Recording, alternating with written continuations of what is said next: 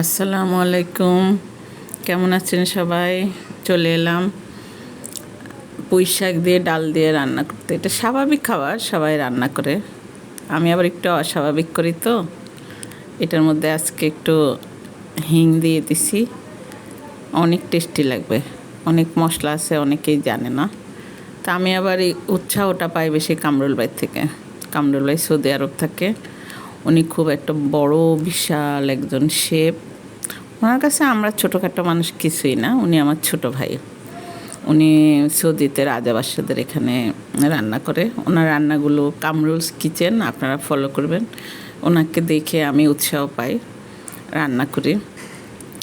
এটাতে হিং দিলে খুব মজা লাগে, এবং হিংও দিতে পারেন। যখন পেঁয়াজটা লাল করবেন তখন আপনি একটু রাঁধুনি মশলা না, একটা রাঁধুনি ছোটো ছোটো জিরা মতো গুঁড়া গুঁড়া আছে, ওইটাও বাঘারে দিলে খুবই টেস্ট হয় তরকারি। জীবনের কোনো এক বাঁকে আজ আর কোনো স্বপ্ন নেই, প্রেম নেই, করুণা নেই, ভালোবাসা নেই। আছে শুধু মৃত্যুর মতো বাঁচা, যার কোনো ভাষা নেই। এই যে দেখেন আমি দিলাম, রাঁধুনিটাও দিছি, হিংটাও দিছি।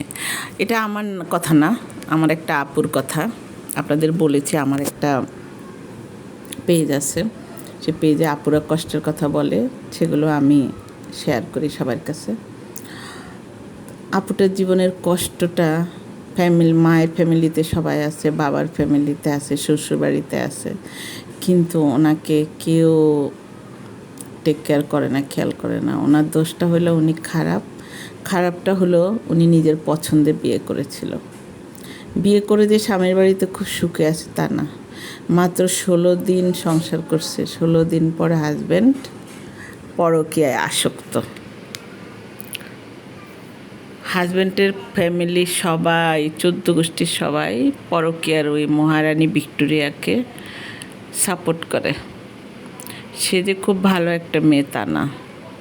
সে আবার আপুটার বাসায় কাজ করত। আজকাল পুরুষগুলো কাজের বুয়াদের প্রতি এত আকৃষ্ট কেন বুঝলাম না। ওই যে ইলিশ মাছ দেখছেন না, আমি রাজকীয়ভাবে খেতে পছন্দ করি।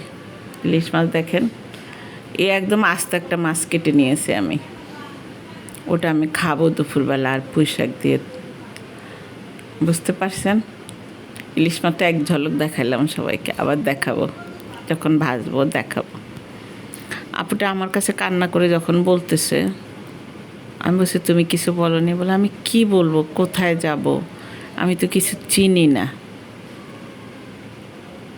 এই না চেনার জন্য উনি আজকে 24টা বছর সংসার করতেছে এই লোকের সাথে। ভালো থাকবেন সবাই, আল্লাহ।